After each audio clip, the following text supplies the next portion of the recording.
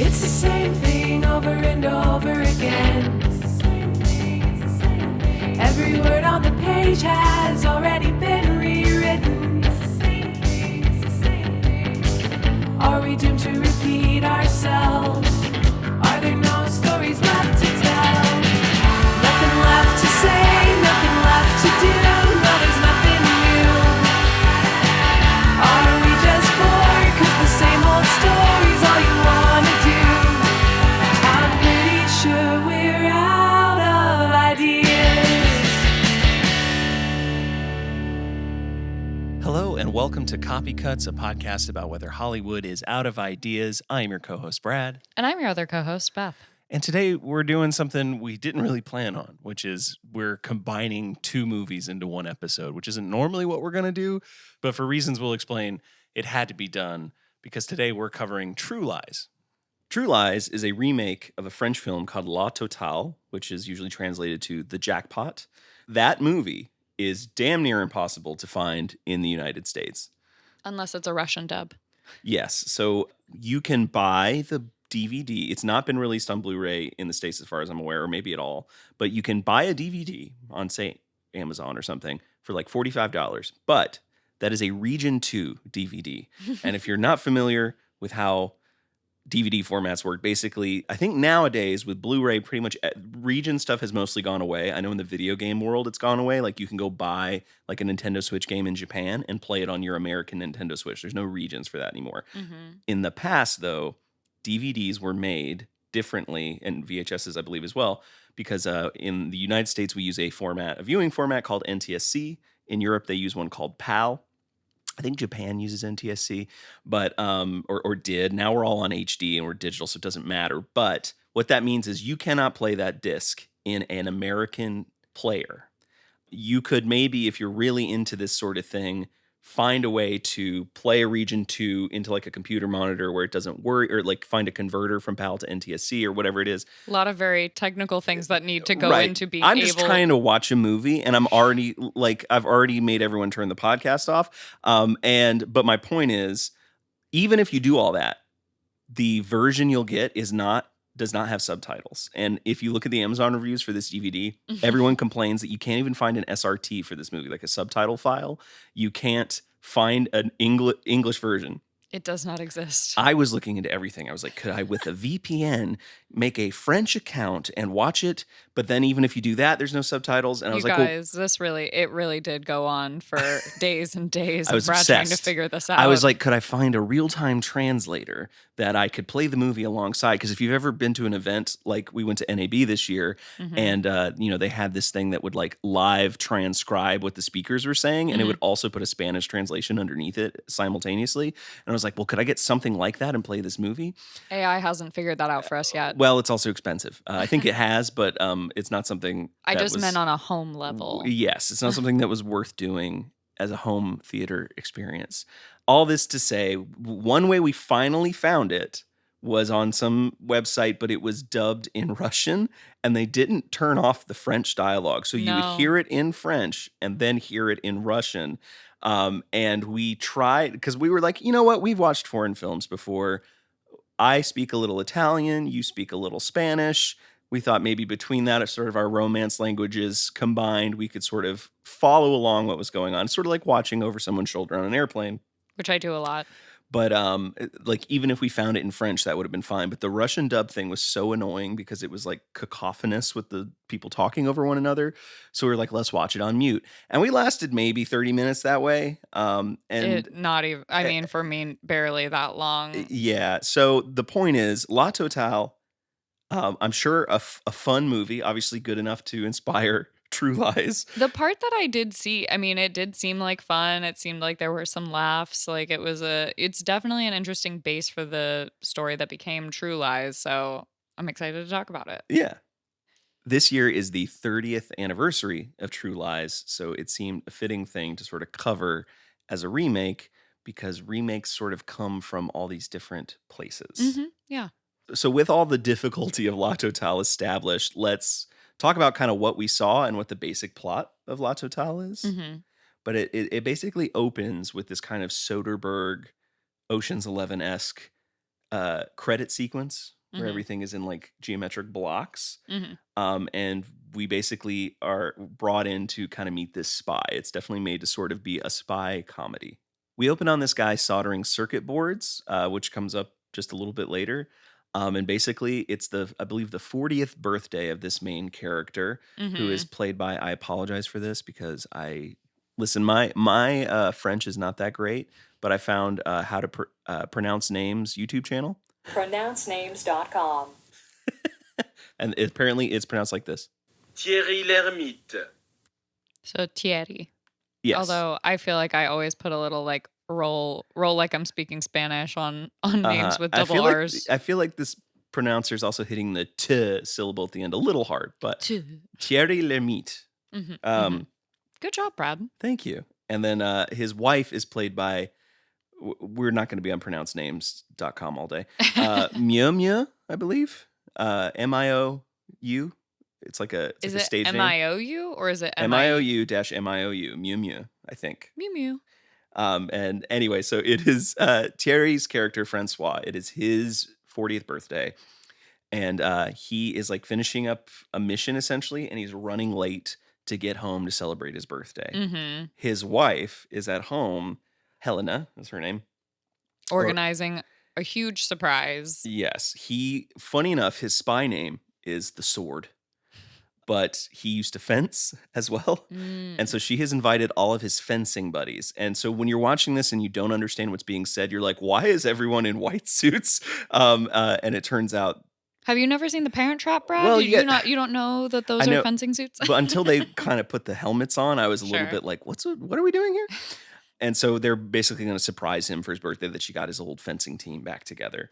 He gets home and at like really late after finishing up this mission, and they all sort of mock him for like, oh, you're so boring. You stayed at the office. What a nerd kind of thing.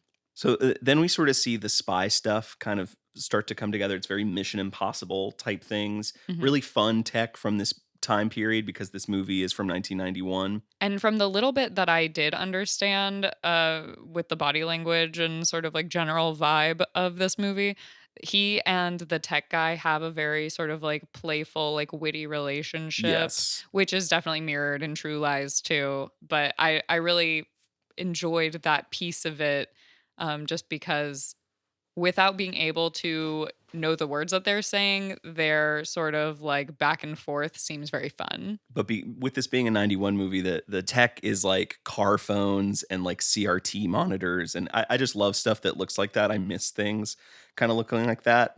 Things that were supposed to be futuristic, but were, fairly based in what we knew. And I think we have that now, but the problem is everything has been Apple-fied. Like we envision the future or like advanced technology as incredibly minimal. And I miss kind of like maximal or like different ideas of what tech looked like in movies. Yeah, I love being a maximalista when it comes to the future. Like, give me the Jetsons, give me my robot maid, give me like, give me some like Willy Wonka-esque like meal candies and whatnot. Like, I want to see how the future sausage is made. I think the Alien franchise has done an interesting job of sort of like, because they established it in the late 70s, that like it was also like CRTs and like flashing buttons. Everything kind of looks like an industrial plane cockpit. Yeah, like buttons everywhere, lights flashing. But nowadays they like want to retain some of that, but they have better technology. So they'll have like hologram tables and things like that they incorporate with it. But it's kind of an interesting. Anyway, that's just a side discussion about You don't have to apologize for our side discussions, Brad. This is what we're here for. That's what the format is, yeah. So anyway, the our spy buddies, they start to get on the trail of a sex worker who they think is going to meet with a missile expert.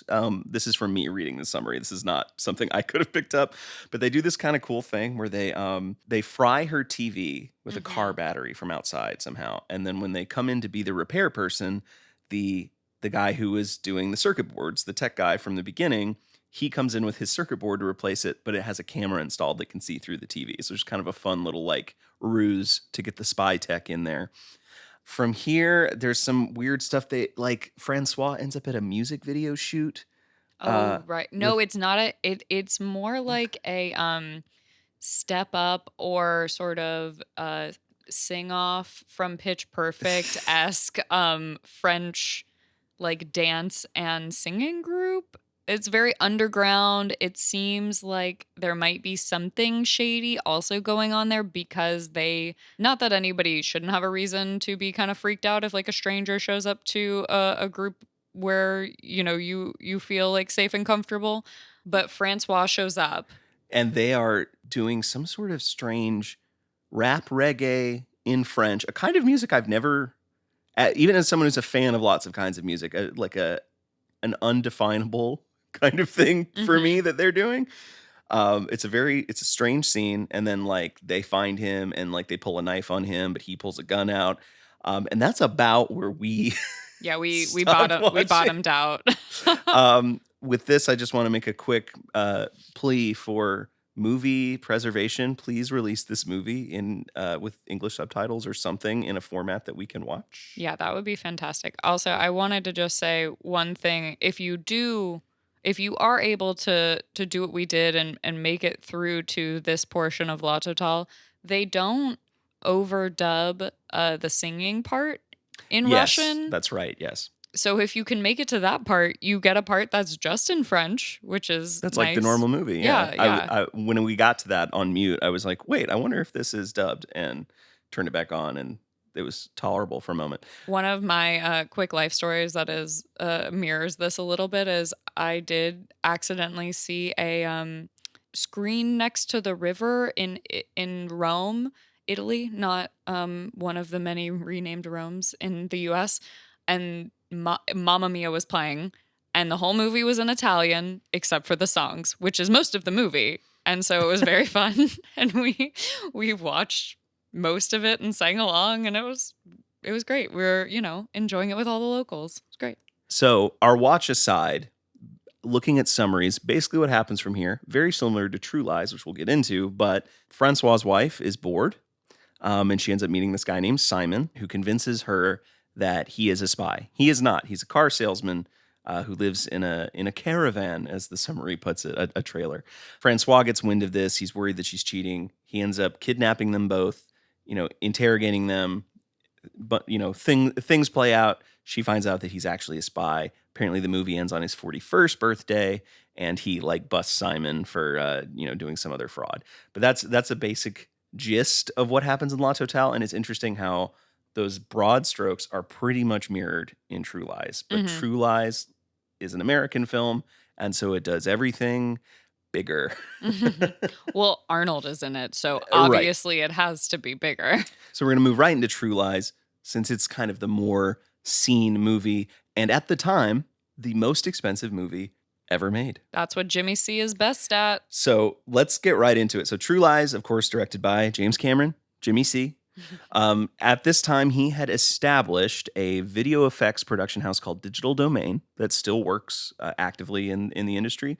Basically, his equivalent of Industrial Light and Magic, or one of those when George Lucas started up a bunch of his own production firms. Sure. Jimmy C did this, started Digital Domain, and this was their first picture where they were doing the effects. But this was actually more of an Arnold-driven project. Right, because he had the rights to it, right? I believe so. When we were watching, I don't remember which, but one of these movies, we were like, did James Cameron just happen to be in France? Because this was not distributed here. What's the story of...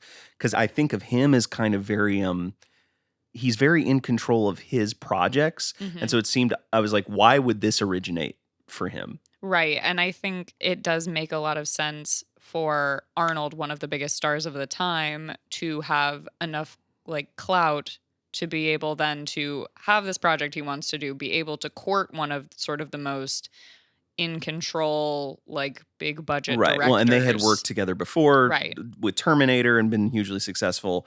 And so it's just sort of interesting. This is maybe his one kind of James Cameron hired gun movie in a way.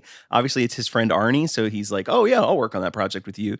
But it is kind of funny that it's not like every other James Cameron movie you can be like, James Cameron had an ulterior motive. The Abyss, he wanted to dive.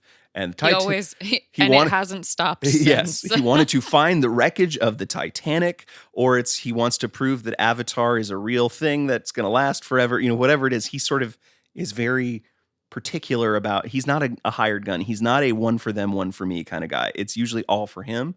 And I guess that's still the case with this because it's not like the studio approached him about directing this. This is more of of my buddy wants me to make this movie. And so we're going to make it. Yeah, so Arnold kind of got this thing off the ground because he saw La Totale, thought it was really funny, and thought there was potential to do something with it. And so this film ended up being the first film to cost $100 million, the most expensive movie ever made at the time, a record that I believe James Cameron himself would break and hold multiple times over. I think still does probably. Mm-hmm. We don't really know how much Avatar 2 cost because he just sort of gets to do whatever he wants to do. So there's no like official numbers on that, but I'm sure he holds this record. And it has grossed about $380 million. So it definitely made this money back and was kind of definitely an iconic movie at the time. It was the third highest gross of 1994. You want to guess what other two it was behind? Oh God, 1994. Are either of the top two a Disney movie? Yes. One is a Disney movie. One And is a in fact, I believe the number one is a Disney movie. Is it The Lion King? It is The Lion King. And then number two, kind of a box, I believe it was sort of a box office titan. It lasted a long time throughout the year. This film won Best Picture, Best Director, and Best Actor. Forrest Gump. It is Forrest Gump. Yeah. What a bizarre. That's like, if I was to tell you the genre of that movie, I'm like, what do you even, I guess it's a drama, a surreal Surrealist drama, historical fiction boomer drama. fantasy. I will say, I have seen Forrest Gump many times. Me too. As I get older, I definitely look at it with a more critical eye. For sure. I used to love it. I used to absolutely. love it. Because I think the generation above was like, oh, this is like the brass ring of movies. And my dad is a boomer and, from the South. I think it makes a lot of sense that this was something that, was introduced to me as a really like touching story in a lot of ways. And I think personally, having been touched by the AIDS epidemic, Jenny's story, although often like I get really angry with Jenny when I'm watching it, I also have a lot of sympathy for her in the way that she passes away in that film. Mm-hmm. So that's my personal feelings on the Gump. There's a scene in The Big Sick where Ray Romano is talking to Kumail Nanjiani, Mm-hmm. and he's saying like, I forget what exactly he's complaining about, but he goes like, I mean, Forrest Gump, best movie ever. Now they say that's not good or something like that. I like your Ray Romano too. I wasn't really going for it. Yeah, I feel like that's sort of, as I've gotten older as well, kind of am a little like, this is like a weird, feels transgressive, offensive kind of premise. And I mean, I think when I was younger, I also was like just a big American history nerd, and so I liked that it sort of covered modern American history in its sideways kind of way. Right? Yeah, I did too. And now I'm just a little bit. I don't. It was such a. It's a little bizarro movie. Yeah. So Forrest Gump and The Lion King. We are going to cover The Lion King because it's been remade. It will. I mean, not just The Lion King has been remade, but The Lion King is based off of Hamlet. Yes. And I don't know if we'll cover that as part of a Hamlet series or a Lion King series, but I mean, we'll probably go one into the other. Mm-hmm. You, audience, will find out later. So will we. So let's talk about what goes on in True Lies. We have a much more like action-driven opening. It's a very James Bond. It's at a mansion at night in the snow. It has a like German Austrian feel. Yeah, it's a very, he shows up in like I guess a dry suit. He dives and then he comes out of the water. Arnie comes out of the water. He takes off this thing. He's got tux underneath. Very James Bond. He goes into this party. And he's like, oh, Prime Minister, good to see you. All this kind of, he's greeting a bunch of people in multiple languages. And I do love, too, that as he's doing this, one of the people who he greets looks at the person he's with and goes, who was that? Yeah, and what's so funny, and I know that like, so we're big fans, obviously, of the podcast Blank Check as well, and they have covered this movie, and I just want to make sure I'm not chomping their flavor. I'm just going to point out an observation that they made that is 100% true that I also felt watching this movie. The idea of Arnold as a spy doesn't work. It's impossible. Because he is a guy who, when he walks in the room, you're like, who is this person who nobody that has ever been born has looked like before or since? Does Arnold, when he speaks Arabic, sound like he does to us speaking English? Like if you don't have a mastery of accents or something, like I just wonder. I would say probably. I mean, it's just really funny to like watch him do this in this setting, and to think that like no one would recognize him if he's this spy who's constantly going on these missions. Yes, and that like when he walks in and someone goes, who is that? That's maybe a genuine question, because you're like, who is this big man, gigantic man? If I knew him, I would remember. But no, he just waltzes right in and does spy stuff. He dances with. Don't you mean he tangos in, Brad? I guess you're right. So he walks into this party and he meets Tia Carrera, playing this character who will kind of be a bit of an antagonist as the movie progresses. But they end up doing this. You know, they have a very James Bond kind of exchange, and they tango together. And you know, I basically only know her from Wayne's World. Otherwise, because when she came up on the screen, I was like, I think that's Cassandra. And Wayne's World. There's a bit in Wayne's World where he's like playing his new Stratocaster, not plugged in. They're like at the donut shop together, and he's playing, and he goes, and her name was Cassandra. Anyway. So you can also see her in that. Yes. And yeah, I think he meets her. You know, mission goes down. He has to make this getaway. He runs, you know, ends up skiing away from this mansion after he procures whatever information he's after. And well, not just skiing, but, you know, he kind of he does the thing that his handler tells him is a bad idea, because when his handler is like, how are you going to get out of there? He goes, well, I'm just going to walk out the front door. And of course he gets stopped because this is a spy movie. And thus he knows he's caught. He blows something up.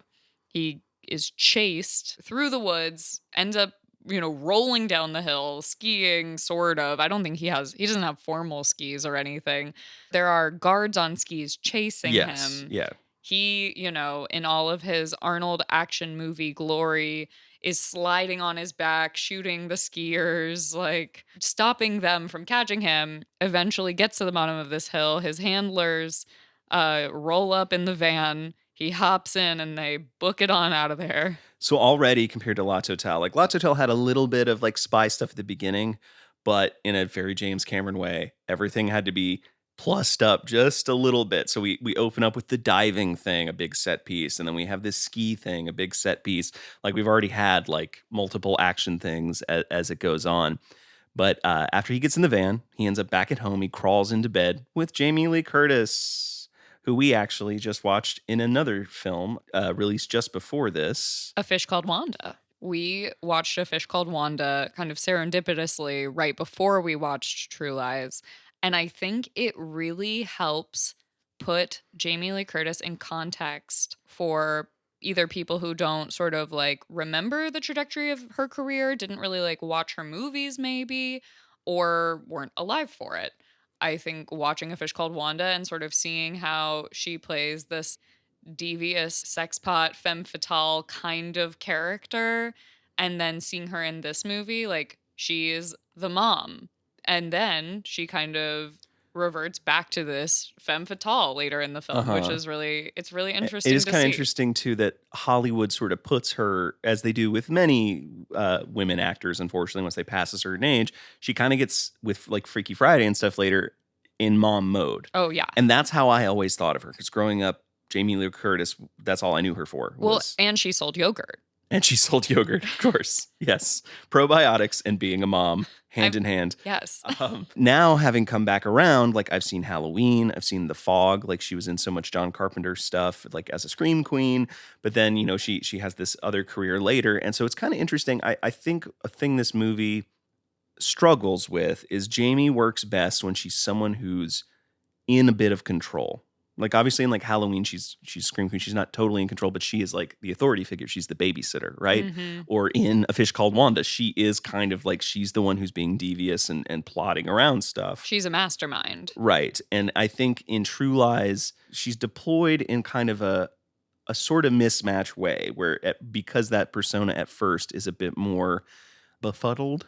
And she doesn't seem like the type of woman who would be easily duped. And I guess maybe what they're going for is that because she sort of has this persona that we're supposed to believe that this car salesman idiot is actually very suave and good at persuading her who's stuck in what she feels like is an unattentive marriage. Right. Like we're supposed to believe that even like a very smart woman could be taken in by this guy. Yeah, I guess so. But I think maybe it's just that we'll get into Bill Paxton in a second, but he plays it so goofy and so big that it almost, because of who I'm used to perceiving Jamie Lee Curtis as, it's a little harder for me to swallow, I think, because I'm like, well, she wouldn't fall for this rube.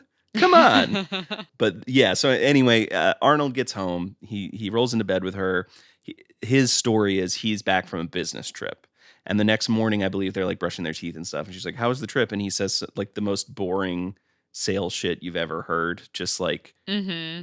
Early 90s computer salesman. Yeah, I met the guy who makes the microchips or something to that effect. Mm-hmm. And there's even, it is just sort of, it's establishing that she is kind of this disregarded partner in her marriage. One of the things she says is, I got a quote from the plumber about doing some job. And he goes, he either says, oh, that's good. And she goes, no, it's the price is like extortion. And she's like, I'm going to sleep with him and see if he'll knock the price down. And he goes, good thinking. And like he's and not kisses paying her attention. And leaves. Yes. He's like either not paying attention or like refuses to acknowledge that as a real statement. Mm-hmm. You really do get a feel in that scene too of like how sort of rote their routine is in the morning too, of like they're moving around each other, getting ready. They are chatting, like they're, sharing some like basics of their day and stuff, but you can tell that neither of them is really listening to the other person, like as evidenced by Arnold sort of disregarding her little snide comment about sleeping with the plumber. But I think also like Jamie Lee Curtis isn't really interested in, his boring salesman stuff either. Nothing is exciting. Right. Maybe if he were attentive, he could make up for that excitement. That is made more evident by the fact of his relationship with Tom Arnold, who when they get downstairs from brushing their teeth is waiting there for them. Tom Arnold plays his handler. He was in the opening sequence as well, but he is there in the kitchen basically to be his best bud, right? His coworker. The cover story is that like, I think he's driving him to work. Like they work together very closely. And so he's already made coffee and he hands Arnie a cup and, he says, thanks, dear. And at the same time catches his daughter stealing money from either his jacket or... I think it's his wallet in his jacket pocket. Yeah. And he's doing this actually with some spy gear that Tom Arnold has brought over. That's right. Yes. And so he goes chasing after her, but she's like hopping on the back of a motorcycle with some like... She did put a helmet on though. She did. Yeah. But with some like delinquent dude and he's like yelling after her, Dana. That might've been more Ray Romano actually. I wrote in my notes, Daynagh, Dana. So anyway, he's estranged from his daughter. Like none of his relationships are particularly strong. I think La Totale makes it more like they're bored. I would say it didn't make that feeling of kind of boredom quite as damaging as True Lies does. I feel like it feels like everyone's just kind of bored, and that's why Helen sort of gets distracted. But now with like the daughter and with her in True Lies, it's all just a little bit more. His work obsession is sort of keeping him more isolated than I felt, than I perceived in La Totale, it seemed like. And I wonder if that's just like a product of sort of like American workaholicism. Right. And there's totally a read of this movie too that's like that's James Cameron talking about himself a bit, Mm. right? Is that he is that guy who is obsessed with his work Mhm. and maybe until recently in life, is not maybe as present. That is a potential read if you want to be all, psychoanalytical about it.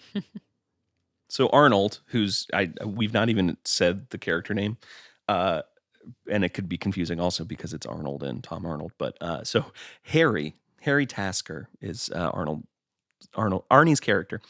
He goes to work. There's this cool entry sequence where he gets to his spy HQ and does a hand scanner. And when he comes in the room, like the receptionist grabs a gun underneath the desk in case like he's, impersonating someone or, whatever it might be. Really advanced prosthetics. You never know. Yeah.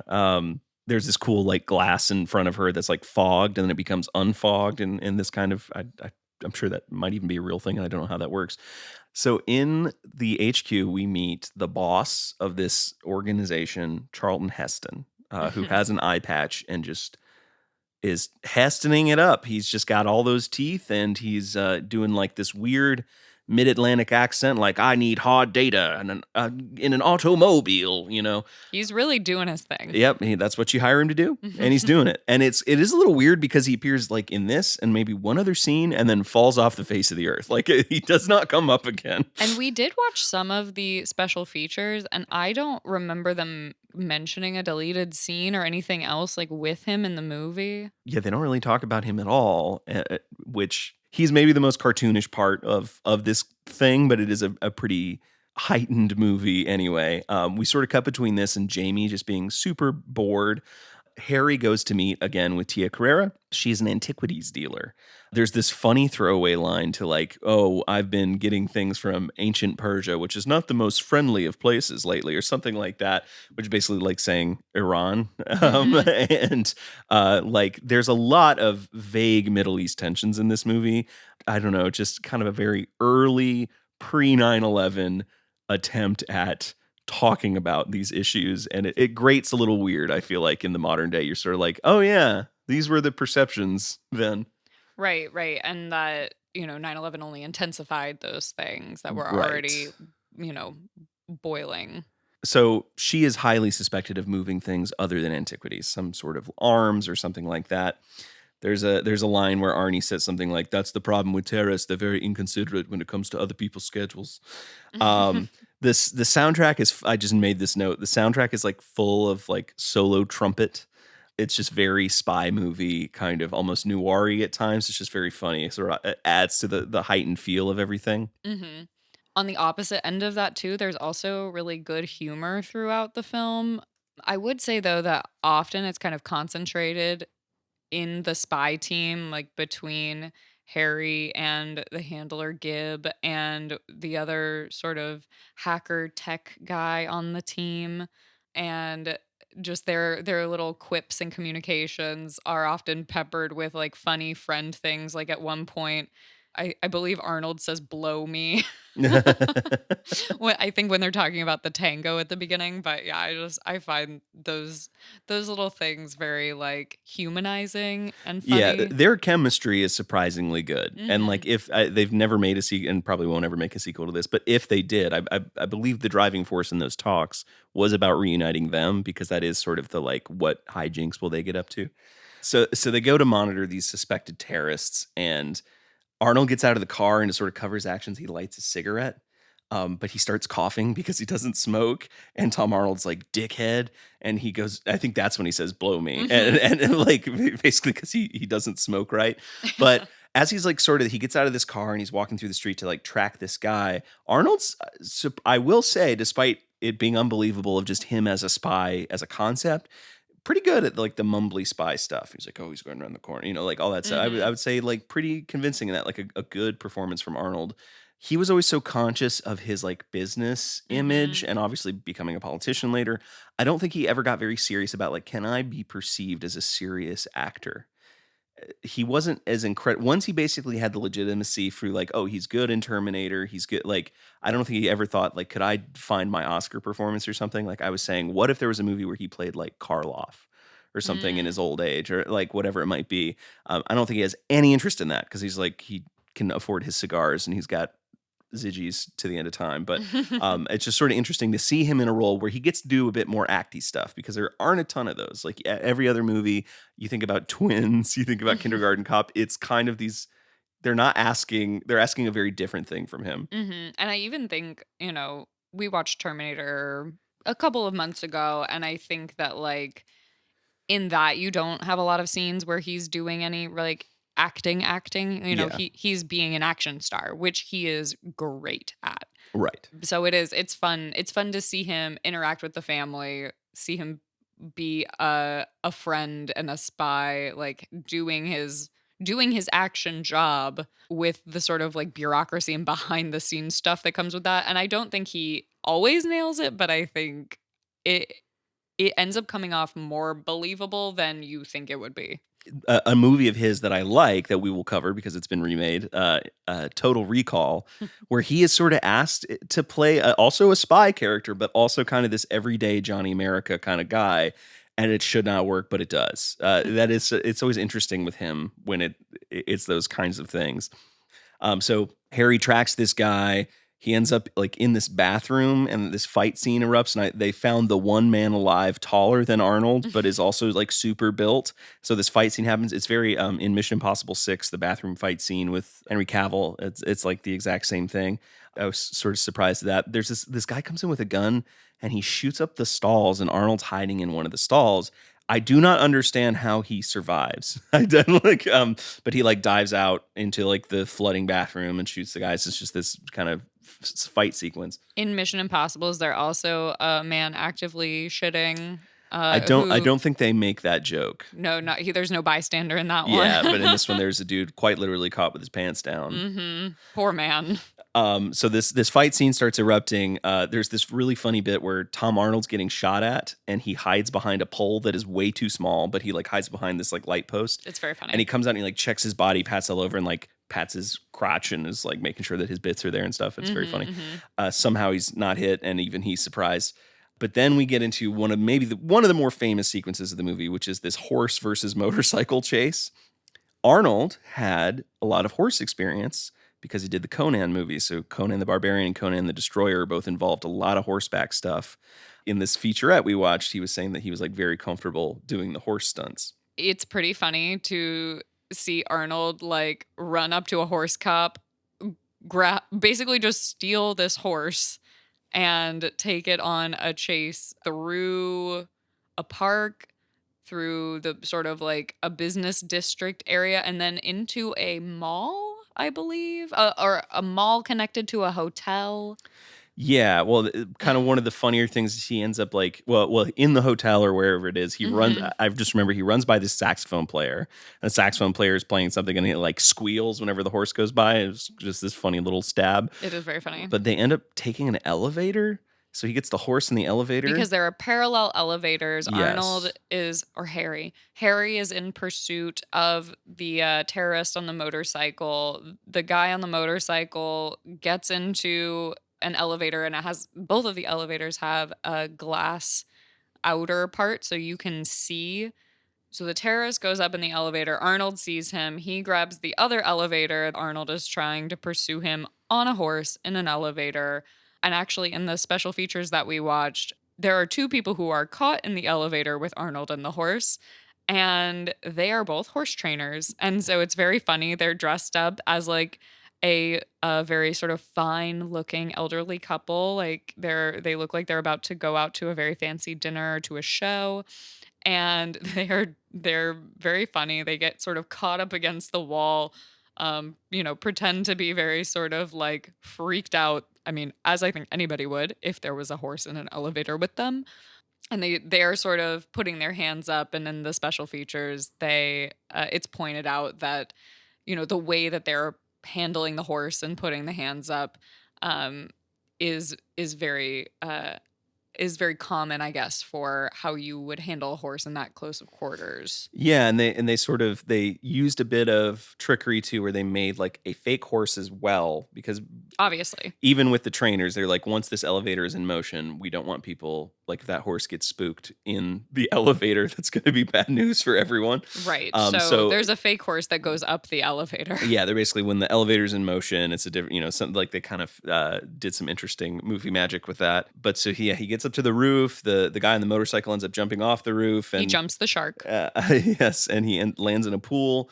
And Harry tries to do the same thing on the horse. Well, so back up really quick. The guy on the motorcycle, flies off the edge of the Marriott that they're on top of and lands in a pool in a hotel that is across the street. So lands on this motorcycle into the pool across the street. It's so action movie. It's hilarious. Yes. And then Arnold tries to pursue on the horse, but the horse will not jump off the roof, thank God. But it's he like goes, flying forward over the front of the horse and is hanging on by the reins and ends up getting like pulled back. And he like has this kind of funny moment where he's like, "You wouldn't go with me. I almost had the guy. Why'd you, Yeah. he does this kind of thing. Kind of after that doesn't work out. I think they sort of get the business from Charlton Heston for a second of like, you caused this scene, you didn't catch the guy. And I think that's the last we see of Charlton Heston. But then we start to learn that Helen has kind of fallen under the spell of this guy named Simon, who is played by the late, great Bill Paxton. Simon is pretending to be a spy. And so there's a scene where they're in a restaurant together and he's like, I'm being pursued. Oh, we have to. And so he's using this to essentially seduce her in this kind of duress sort of way, but he's really a car salesman, just like in La Totale, and he does live in a trailer, just like in La Totale. Arnold ends up going to the dealership because he shows up to he basically is tapping her phone and figuring out what's going on, and he ends up for one, he comes to work to find her, and Helen is like, "Oh, I wasn't there," like she's not there because he overhears that she's going to meet this guy. He asks her later that night, like, "Where were you?" And she was like, "Oh, I had this mishap. I'd be up on another floor. You probably missed me because I was doing this other stuff." Then the next day, I believe he goes to the dealership and meets Paxton. Also, there is just some certified crazy man behavior in this film. Yes. Like From all parties. Yes, all parties. The stuff that Harry does, not only it's a thing that could be solved with better communication. And I feel like a lot of conflict in a lot of films is based off of these people don't communicate well and thus won't have a direct conversation. And so that's why these things happen. And as somebody who is a big fan of direct conversations, it generally frustrates me a lot to see something like this. And so it can be a little bit difficult for me to root for anyone in the situation sometimes because it's just talk to each other. Arnold does some wild shit with Bill Paxton. Bill Paxton plays Simon, as we've said. Simon, the car salesman, takes Harry on a test drive of this hot rod car. Simon won't shut up about how much it's a chick magnet. And, it's a lot of hit it and quit it talk from him. And how he basically explains oh, you can tell them anything and they'll, And they'll totally believe you. And he talks about how he has this one woman on the hook who would be so hot if she wanted to be. It's very take her glasses off and she's beautiful. Right. This movie 100% guilty of that, because it does that 100%. later, which we'll get into. Is that where he says she has an ass like a 10-year-old boy or something? Yes, it is. What does that mean? It's it's a really wild line, and I'm so curious if that was written or ad-libbed. Yeah. So he meets Paxton. He's getting enraged. This all comes to a head. Paxton picks up Jamie Lee Curtis. They're riding to his house.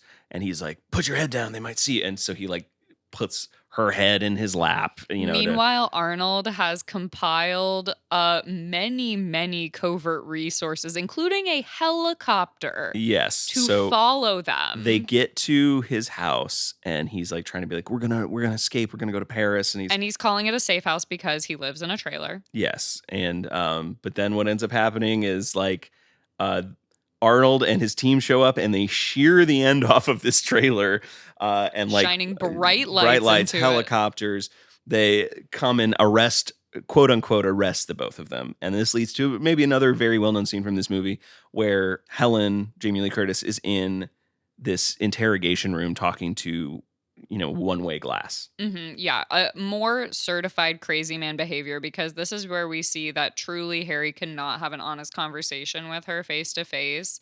Instead of, saying, hey, I found evidence that you might be cheating on me and I want to know what's going on and I want to know like what we can do to maybe repair our relationship, he decides that it's better with his friend Gib to mentally attack Jamie Lee Curtis in this way. Yeah, Gib does at first try to be like, hey man, like this stuff, he's been like married 3 times and divorced or whatever. And he's like, this stuff happens, welcome to the club. Like, he's like, you don't need to be like getting the department involved with this though. Right. Gib tries to, back him off of the resources because he doesn't want Charlton Heston on his ass. I mean, who would?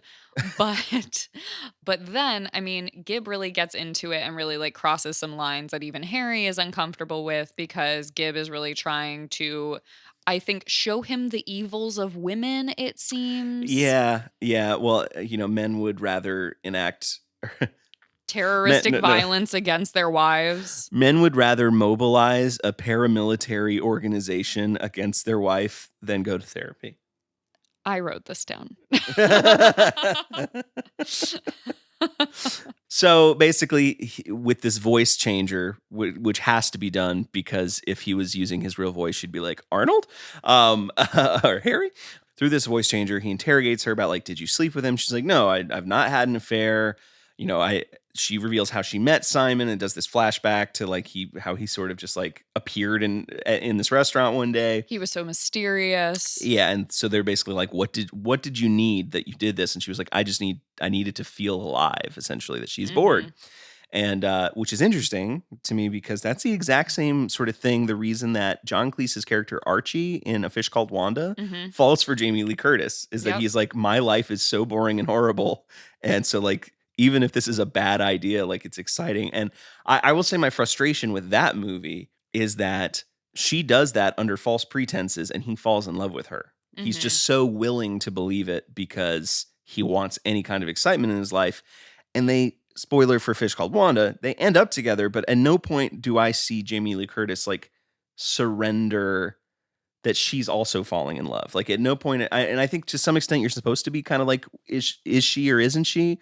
But I'm dissatisfied with that part of the movie because it just feels like he's being duped and then it works out. Right. I will say like the false pretenses in A Fish Called Wanda like really, really kind of upset me. It makes me feel so bad for John Cleese just in his life. And like, you guess at the end that you're happy that they end up together, but just the false pretense of how they get together like really gives me the ick. And like I guess I do sort of believe that they fall in love when he gets on the plane and she sees him and kisses him and like she genuinely seems happy that he's there. Although sidetrack on A Fish Called Wanda really quick, it is very easy to believe that she would, pretend to be really happy that he's there and then take all the money and flee somewhere else.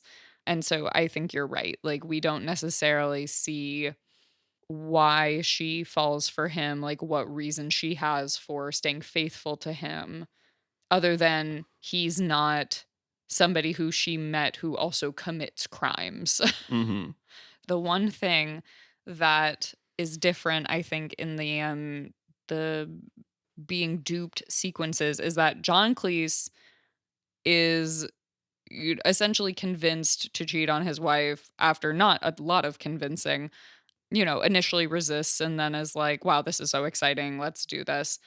And then in True Lies, Jamie Lee Curtis, once she's in the trailer with Bill Paxton, is like, oh no, this is not what I want to do. Like, I need to get out of here. And she does try to push him off. He does try to assault her. It is a little traumatizing. And then, that's when the end gets sheared off and they get even more traumatized and thus end up in the interrogation room. Yes. So in this interrogation, they basically come around and say like, all right, we're going to use you for a mission. This mission is, I think they use the pretense that it's like some rich French guy who she has to seduce, that he only likes to watch, but she's going to have to like go to this hotel and meet up with him. It's, of course, Harry. They even show a little scene where this guy with a French accent is recording the dialogue, and he's sitting there with a tape recorder. Thus using more agency resources to, promote this ruse and further traumatize his wife. So she shows up. She's in this black dress with sleeves, and And a high collar. She shows up to the desk and gets the key to go where she's going. And then she gets into the hallway, and she's like looking in the mirror, and she's trying to like sexy herself up. So she takes off her glasses. She rips her sleeves off, and she like takes a vase and pours water out of it and runs the like vase water through her hair to wet it. To give her like a sort of slicked back, like sexy look. She also like tears off the high collar, revealing like a very flattering, like square neck cut dress to, go into this room to meet this man. Yes. So she gets in there, and then I would say this is the most famous scene from True Lies. If you know one thing about True Lies, you know about this. I also think that the Jamie Lee Curtis, like sexying herself up, tarting herself up, however you want to put it, is maybe the most believable scene in the film up to this point, because it is her like taking back that control that we were talking about, her sort of not having and not sort of believing in herself at the beginning of the movie. This part is her, taking the control back, and as much as she can when she's, being manipulated by this government agency and like being put into this very dangerous, seemingly dangerous situation that does end up being dangerous. Yeah. And as established, she works better in control. But we get into this scene that is this striptease essentially, without like she's just doing she walks in, and through the tape recorder Arnold presses play, and this French accent says, dance and do all this stuff. And so she does, and she starts dancing, but she like doesn't know how to dance sexy. And like she does this kind of weird stuff at first, but then she starts using like the bedpost and all this stuff. And it's a really long scene. It's too long. But there's a very funny moment, which I think was worked out between Jamie Lee Curtis and James Cameron, which was, he was like, what if you slipped? Like tripped in the middle of your dance. And so she's sexy dancing and she slips. And in the featurette, we saw that Arnold didn't know about that. It might have even been an accident, but I think I thought it was her idea. Maybe it was her. So, but you see in the background, you might not notice it when you're watching it, but Arnold like gets up for a second because he thinks she's really fallen and he's going to help her. But then he immediately gets back like into the position he's supposed to be in for the shot because she gets back up. Mm-hmm. And it works so well because of this moment of like, even him in character, the character would also be like, "Oh no, my wife. Wait, not my. I can't." It's a very funny little detail. He's putting her in this situation where she feels like she has to, do these things for her safety. She's doing this sexy dance, and then he tells her to get on the bed, and she, very obviously frightened, turned facing away from him, says, "I thought you just liked to watch." And, not how I just said it with the inflection that I said it, but says, "I thought you just like to watch." And he, I think, backs up the tape to respond, like, "Just get on the bed," or something like that. And then in a very satisfying way, when he comes up to her, she just starts to like kick his ass, and it's awesome. And then, she's trying to like complete her mission to like put the bug in the phone, how the organization told her to. And as she's doing this and trying to run out of the room, the real terrorists who are tracking Harry show up and kidnap both of them. Yes, and they truth serum him. Right, and it makes him very woozy. And drugged Arnie is pretty funny. Mm-hmm. But basically, he's just trying to be like, she has nothing. He's basically trying to say, no, she is a prostitute. Let her go. And she's like, he has nothing to do with this. Let him go. Because she doesn't understand that she thinks she is now the embedded spy. So there's this constant, like, they find Tia Carrera. They get boarded on a plane. And like Tia Carrera doesn't believe, she won't let her go. Mm-hmm, right. And also my note about Tia Carrera here is that her hair is so tall. Oh, I also had a note earlier that I wanted to bring up. Brad and I were talking about that the version we watched is this 4K remaster. Oh, we're going to get into the 4K remaster. Oh, okay. Then I'll save it. I'll save it. So anyway, Tia Carrere's hair in the scene, so tall. The higher the hair, the closer to God, maybe.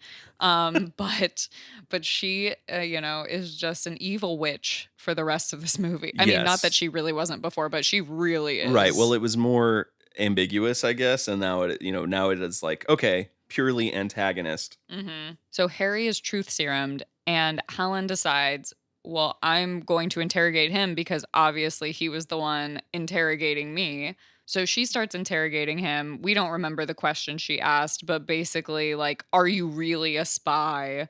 And he was like, yes. And at one point, as he's actually before this, as he's talking to Tia Carrere, he does a little eyebrow raise and says, what can I say? I'm a spy. And Jamie Lee Curtis like punches him, and it's also very satisfying. Arnold is truth serumed. He gets out of his constraints. Then there's this whole action scene where he and Helen like have to fight off this whole group of the terrorists. And Jamie Lee Curtis gets a hold of a machine gun and trying to help, she shoots it off from the top of this staircase. It's an Uzi, and it goes tumbling down the stairs end over end, and in a sequence that is hilariously eternal. It goes on so long of this gun like rotating Tumbling down the over. stairs. In so doing, ends up taking out a bunch of them, and so they're able to escape kind of through this fight scene. But then Helen is caught by Juno, and through these jets that try to intercept them, they blow up this bridge, and Helen, it's actually in the Florida Keys, it's the 7 Mile Bridge, and Helen is dangling in a limousine off the end of this thing. And so there's this huge stunt in the movie where Harry comes in on a helicopter and he's hanging off, and he picks up Helen out of the roof of the limousine right as it like falls off the bridge, which was a mostly practical stunt. Like they showed in this featurette like how. And also Jamie Lee Curtis did a lot of it too, like her out of the roof. Those are all shots of her. It's all practical. Yeah. Obviously, he doesn't actually like pull her out of the car onto the helicopter because she wouldn't have been able to be secured that way. But the way that they, have her hanging out of the top of the car is all practical. Arnold is actually hanging out of the helicopter too. Yeah. And he, the way that they, do their movie magic and do, I believe they do like a close up on their hands clasping. And so the car goes off the side, and the way that they do the practical effect is when their hands clasp, Jamie Lee Curtis's stunt woman ends up, being that hand clasped, and they do a wide shot of Arnold holding her so that it totally looks like she has been grabbed out of this car. And they were harnessed to a helicopter, and like that is a practical stunt as well, and it's really incredible looking. And we just looked up Jamie Lee Curtis's stunt woman is Donna Keegan, and she did a fantastic job. It looks so good. Bravo on that stunt, Jimmy C. Apparently that was even separate from the La Totale. He had this idea for a stunt. Like he's just like, yeah, I've just always had, what if like a helicopter scoops someone out, right? The last, like, which is so funny because that, if anything describes a James Cameron like mentality of like, just what if there was this absolutely insane thing and then making a scene around it. That is pretty interesting. Mm-hmm. Yeah, and I think it works to great effect. Like I think it really captures like the emotion of the moment. It's a really like cool, intense action sequence, and I think one that's been repeated many, many times over at this point. I'm sure by Mission Impossible and Fast and Furious, and XYZ. Name your action series. So after the rescue, there's a brief settle down moment just for like a second, and then it's immediately like the daughter's been kidnapped. And so then they are on top of a plane, basically in Miami, I guess. They're in the city. They're like up on the rooftops, and there's this plane, and the daughter's in the plane, and Arnold's jumping onto the plane, and they're having this whole fight sequence, and they end up shooting off missiles. Yes. Well, the terrorist gets strapped to a missile, and this is maybe the goofiest shot of the whole movie, but he gets strapped to one of the missiles of the plane. They fire it, and he like goes flying through like a being constructed building and then explodes. It's constantly one-upping itself. This movie is like action sequence on top of action sequence.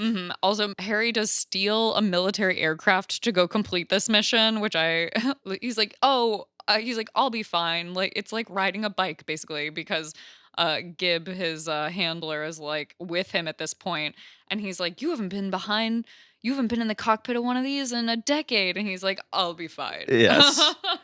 I do want to mention, because at some point along the way we missed it, but after they interrogate Helen, Simon is dealt with. They like hold him over the edge of like a dam and like interrogate him. And it's funny because he's still like, hey, you still interested in buying that car? But basically tell him, not to do this stuff anymore, and kind of leave him there like naked on the bridge. Naked on the side of the road. Yeah. And so I just want to mention that because after all these action sequences have subsided, we see a year later, Helen and Harry are agents together. And they're at this formal party, and Simon is there once again pretending to be a secret agent.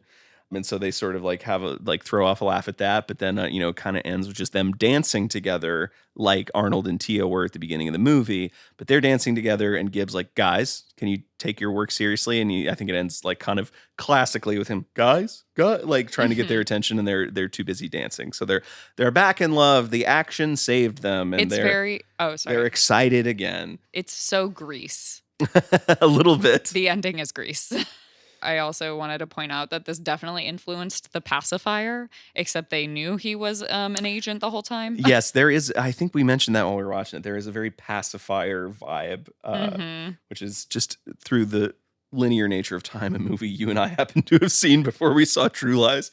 Many times. That was it was on cable all the time. It was like, I had the DVD. Everybody had the DVD. I think they gave it out like with government stimulus or something. So with a very long discussion of all the events of True Lies, I think we can start to talk about some of the themes of it, how it compares to La Totale. But I want to have a little tech corner once more, just to talk about, because this is the 30th anniversary, we rented from Videodrome. Shouts out to Videodrome. We rented the Blu-ray.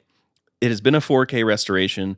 We do not yet have a 4K Blu-ray player, so we didn't get the 4K version, but this is the same restoration, just downsized back to 1080p. Anyway, so we watched this restoration, and you can go on the internet and find people complaining about this 4K restoration because it's evident that there was a ton of AI used in the upscaling and in some of the denoising, and it makes some stuff look genuinely bad. It makes the wrinkles. I honestly, I was having trouble recapping the plot because so many of my notes were just complaints about the things I was seeing. It makes the wrinkles in actors' faces like look much more pronounced. I would say the only actor who really survives this is Bill Paxton because he just looked that good. And so, but like it does that. If there's one scene where like characters are like in hard light with blinds, like the lines from window blinds, and it looks so wonky. There's any hard light, like good lighting looks bad with whatever they did here. There's obviously a million things to talk about with AI, and everyone maybe won't shut up about it. But I just think with a thing like this, I'm not interested in restoration that alters. I want you to scan the original film negative in the higher fidelity that we now have digitally. That's all I want you to do. And if something has happened to that film and we need to make some repairs, maybe there's room for discussion there. But this was clearly not well taken care of. And so many fans are frustrated by this because you go and buy your 4K Blu-ray or whatever it is to see this in like the best possible version. And then it's been messed with in ways that make it look worse than if you just watched it on, at least the original fidelity. Yeah, or even like a VHS, as many people watch this for years, at least has a certain like charm to it compared to, there's a lot of unsettling things in this movie from that process. And I would say one of those unsettling things is that I noticed this especially in the beginning of the film, but all of their hair looks greasy. It's weird. It looks greasy, and their makeup the way that, as with film over time, makeup has evolved to sort of adapt to what it's being shot in. But the makeup is just not as sort of like flawless because it didn't have to be. And it really, like Brad was saying, accentuates like the lines on people's faces and just makes them look weird. And because this is shot for lower res screens, the 4K restoration just makes them look really bad. And it's just, I think it distracts from the story and it doesn't do these actors the justice that they deserve. Yeah, well, because we're still in that, it puts it in this uncanny valley kind of place where instead of watching the movie, which I've seen True Lies before many years ago, but I kind of discovered how much I didn't remember about it. But I was so distracted just by like, why is this scene is weird? And I think stuff was done to the audio too. Granted, there's a lot of things from older movies where just like mixing was different, where like particularly ADR lines that are dubbed in after will stick out kind of. But I felt like that was way worse in this version of it. And I don't know if I could totally be like perceiving that weirdly, but I was so noticing the seams of stuff, which is just not what you want to happen when you're watching any movie. Yeah. I just have a couple of last notes of things from the special features that I thought were really, really fun tidbits that they shared. When James Cameron was interviewed for this, apparently at one point, Arnold looked at him directly in the eyes and just said, "I trust you completely." And I believe that this was in context of them choosing the female lead and James Cameron casting Jamie Lee Curtis. And I just think what an intense moment to have Arnold Schwarzenegger look at you and say, "I trust you completely." Well, and I think he's kind of known a bit for being a bit of a control freak as well when it comes to certain aspects of what he's involved in. Obviously, his image is so important to him. So like that is kind of a bizarre story to hear about him. Yes, definitely. And then also, the two other tidbits are both related to the dancing scene, as we'll call it. Jamie Lee Curtis still has the dress that she wore in this scene, which I think is amazing. And then there was no choreography for her Right. for this scene. And if you can spend all of this money, James Cameron, on all of these stunts and all of these ridiculous action sequences, you could have hired a choreographer to do this with Jamie Lee Curtis. And maybe she wanted to do it herself. Maybe she didn't want a choreographer, but you couldn't shell out for that. You couldn't add a little bit more onto your record-breaking budget for a choreographer for this scene. Think about it. Yeah. There is a bit of a sad thing I don't want to miss calling out, but Eliza Dushku plays the daughter Dana. She was 12 at the time, and she says that she was molested by the stunt coordinator Joel Kramer. Oh no. Basically Arnold, Jamie Lee Curtis, Tom Arnold, James Cameron, they have all supported her and been very she's very brave for coming forward about that. After she says this happened, she told an adult friend of hers and they confronted Kramer, but then that same day she was injured in a stunt and like some of her ribs were broken while he was basically responsible for what was going on. And so he denies this, of course, but I'm inclined to believe Absolutely. Eliza and all of her supporters, and it's just a shitty thing. And but I don't, I wouldn't want that to go unmentioned about this movie because it sucks when movies impact people's lives negatively, as they so often do. And just want to make sure I didn't miss that. Yeah, absolutely. I had no idea that happened, and I'm glad that so many people who were in greater positions of power came out in support of her and believed her story. And I just also want to say that, she is an incredibly beautiful and talented actor, and I, just hope the best for her and, her life and career. And I loved seeing her in Buffy the Vampire Slayer and Bring It On. Those are some of my favorite, pieces of media. I just love seeing her in those things. And it was really fun to realize that she was Dana in this role and to get that little piece of nostalgia, like seeing her in this too. Absolutely. So with that said, let's talk about our thoughts on True Lies and maybe some of the internet's thoughts on True Lies. As I said, I had seen this movie once before, and I remember not liking it particularly. I think it was probably around the time of Avatar and all that, so I was trying to kind of fill in my Cameron blind spots. And I feel like I knew it by reputation as this big deal movie, and I was sort of like, meh. I must have been 15 at most when I watched it. And so I think now watching it as an adult, some of the marital tension stuff makes more sense to me. Sure. And some of the I appreciate the action a lot more from a craft perspective than I did then. But I also am more critical of kind of the very premise of sort of this man who's in mortal danger. The scariest thing in the world to him is being cheated on, or whatever that they're trying to say. Overall, I like this movie more than I used to. I would like to see it again in the original non-messed with format. But my letterbox would probably be I'd do like a 4. Probably maybe a 3.5 if I was feeling moody.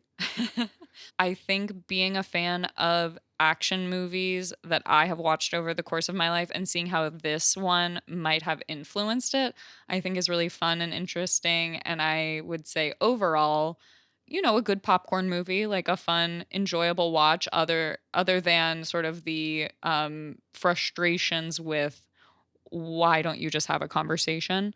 But yeah, I think overall, a good watch. Would recommend. Yeah, I mean, definitely also in the camp of they don't make them like this anymore, So a couple of Letterboxd reviews I just want to highlight. This is one of the top ones from Matt Lynch. The bridge is out. 5 stars. The best, he says, the bridge is out. The best and the most American action film of the last 30 or so years. Mushroom Cloud Kiss is the image of Cameron's career. Oh my God. Oh yeah, the nuke ends up going off like in the ocean, right? And I have a note about this actually. Yes, and they kiss in front of the mushroom cloud. They do, and my note on this. My note on this is that you're in love if a nuke goes off when you kiss. Also a good one in here from user a Mickle Right 1. Sorry if I'm wrong on that, but ass like a 10-year-old boy. Bro, what?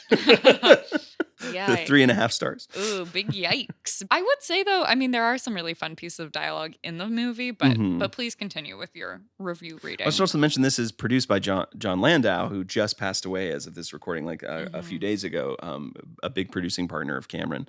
Just want to mention that because a well-liked guy too. Seemed like lots of people he was really on enabling the filmmaker, not in their way, as is so often the case now.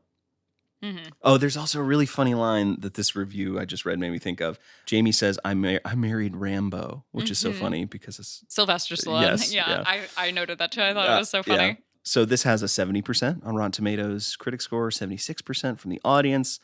In comparison to La Totale and kind of getting at our question of, is a remake justified? I think this is an interesting example of one because it sort of takes exactly the same premise, but it does a thing that this happens a lot is international remakes, even of American properties. If you pull the thread of a lot of the movies we're going to cover, so many things get remade, in other countries. It's interesting when that happens the other way, that when America imports an idea.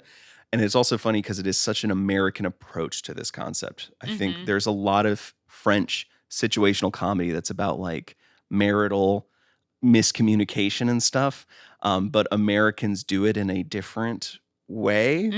Not better or worse, I don't think, but it's just interesting how this idea was sort of taken and said, how can we really action movie-fy it in the biggest Arnold Schwarzenegger kind of way?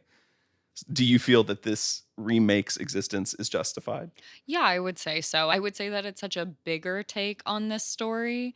I think it's really interesting that these films were made so close together that it's only it's 1991 and then this came out in 1994. Arnold, I think, is really striking while the iron's hot on his career. He is coming back from Last Action Hero, which was apparently a really big flop. Really interesting in concept. A movie I like. It's very ahead of its time, kind of Roger Rabbit-y kind of movie world sort of premise. Right. And I have not seen this, but I know a little bit about it. And so I just think that, Arnold making this big sort of not last hurrah, but big hurrah of his action films, I think this makes a lot of sense for him. specifically. And I think it really does serve as this transitional piece that we see Jamie Lee Curtis's career go in, as we talked about earlier. But yeah, I think this is justified. It's a justified remake. Yeah, I think for many it's the definitive version, if only because it's the only one they can watch. So Right. please, powers that be, release La Totale, or even we should have put La Totale in a bundle with True Lies or something when this anniversary edition came out. But yeah, make it easier to find that movie. So this has been our coverage of True Lies. Thank you for joining us. Next week, we're going to start a series, one movie per episode on each of these, but it's going to be about Bedtime Story from 1964. Then we'll be covering Dirty Rotten Scoundrels from 1988. And then The Hustle from 2019, 2 remakes of that original 1964 film. Also happy to announce that starting this month, September, we have a Patreon. We've actually been uploading our normal episodes to Patreon, so if you kind of want to keep your feed all in one place, you can follow us there. But then also, we're going to start doing bonus episodes over there as well. So we're planning on second and fourth Saturdays, more or less, of each month. And this first one is going to be about the True Lies TV show. We're going to watch the pilot and talk about it. And then we're also going to play a little bit of the True Lies Sega Genesis game. Woo! So find us over on Patreon and follow us places. We appreciate it. Thanks so much. Bye-bye. Thanks for listening. Copy Cuts is a co-production of 5 Times Media and Signal Conquers Noise. It's hosted and produced by Beth Marcinko and me, Brad Gerke. I usually edit the show as well, but sometimes so does Beth. Thanks to Emily Backus and Mom Friend for our theme song. Our outro song is Pale Imitation by Tyler Key. Follow us on Instagram and Letterboxd at CopyCutsPod, or find us at copycutspod.com. Please subscribe and leave us a rating. It really helps other people find the show. Thanks again for listening. So baby,